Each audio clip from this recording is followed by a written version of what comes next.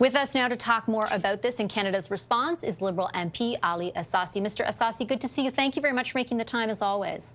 Thank you very much for having me, Vashi. Does your government, Mr. Ehsassi, support U.S. military intervention in Iran?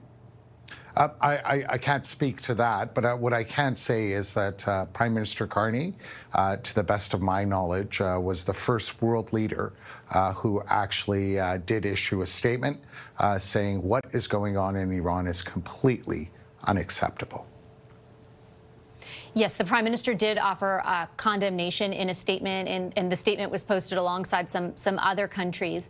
Maybe you can't speak on behalf of the government's position, but this is a very live question, right? We heard the comment from President Trump. The past number of days, he has been openly speculating about the possibility of U.S. military intervention. Do you, Mr. Ehsassi, support that concept? Well, I think it's important for me to say that there are differences of opinion insofar as the community itself is concerned. Right now, as things currently stand, I think the biggest concern, as you noted, is that there is a blackout in Iran. So people are having a very, very hard time. It's almost impossible for them to connect to their loved ones in Iran. So the country is cloaked in darkness. So anything that could assist in that matter and making sure that that the country is once again connected and that we have reliable information as to what's going on the ground in Iran would be very, very helpful indeed. In addition to that, I think the global community has to recognize that this cannot be business as usual. We have seen far too often brave Iranians come to the streets, but the regime only has one playbook, which is constantly intimidate and unleash their goons on peaceful protesters. So I think everyone should take note of the fact that there have to be concrete consequences for the members of the regime. What are those consequences, though, with all due respect, Mr. Ehsassi? What I heard from, and I'm sure you heard as well, through the protests that were taking place in Canada over the weekend, the protests of solidarity, was thank you for a statement of condemnation, but that is not accountability. It is not the same thing, and it does not go far enough. So again, with all due respect, what is the Canadian government prepared to do to actually do more than just condemn what is going on, to actually recognize or prevent this from being business as usual? Well, as you know, Canada did join with the EU and Australia, saying this is entirely unacceptable. Generally, when governments do so, that means they are laying the groundwork to take more concrete action as we move forward. We, in our country, do not have diplomatic ties with Iran, but if European countries and Australia and New Zealand would consider the possibility of shutting down the diplomatic outposts that the Iranian regime has all around the world, that would certainly send a very strong signal that this is not acceptable. But I do imagine, as we saw last time with the Women Life Freedom movement, that there is going to be discussions going on amongst various countries and deciding how best to respond to these latest atrocities.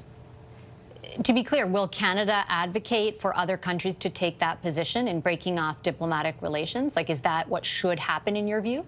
Well, as you know, that's the sovereign right of any country to decide for itself. But I think given the horrific turn of events that we have seen in Iran, I think that would be the expectation for a lot of people. Because, again, this is not the first time we have seen the Iranian regime do what it has done. And they have to know that there are consequences and that this is entirely unacceptable. I want to ask specifically about the Canadian context there, because I remember you and I speaking about 3 years ago, right, when that series of protests that you talked about, these ones that are happening right now are the biggest since then, when they were occurring.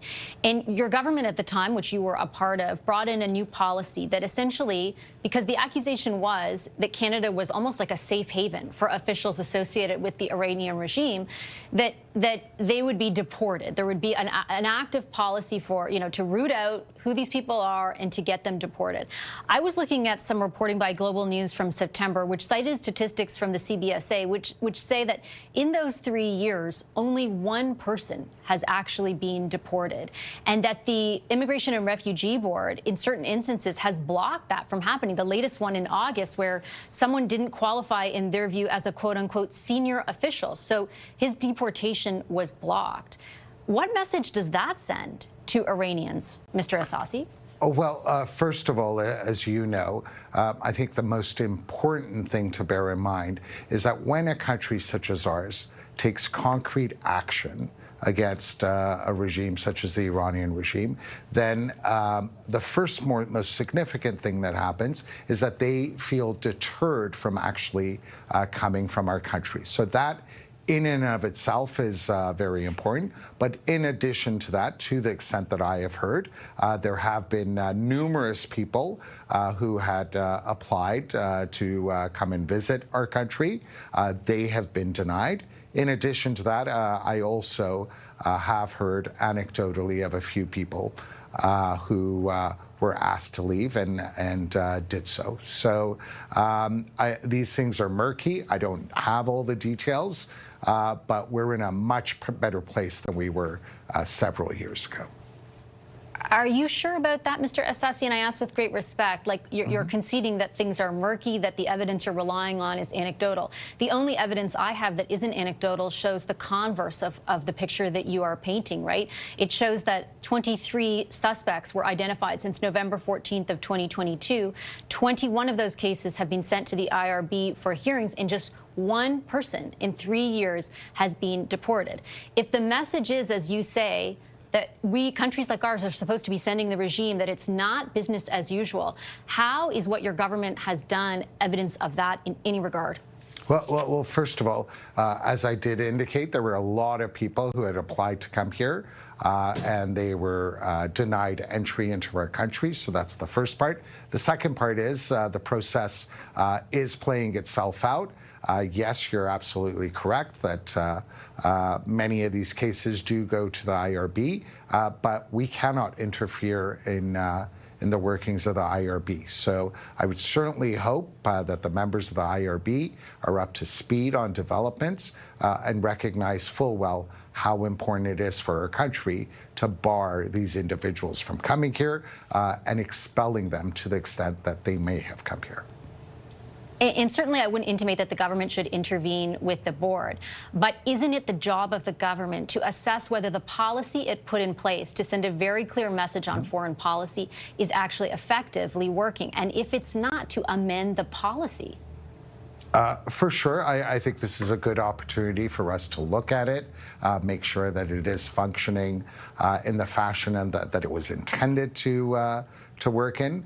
And I'm sure that there will be further steps that this government will adopt.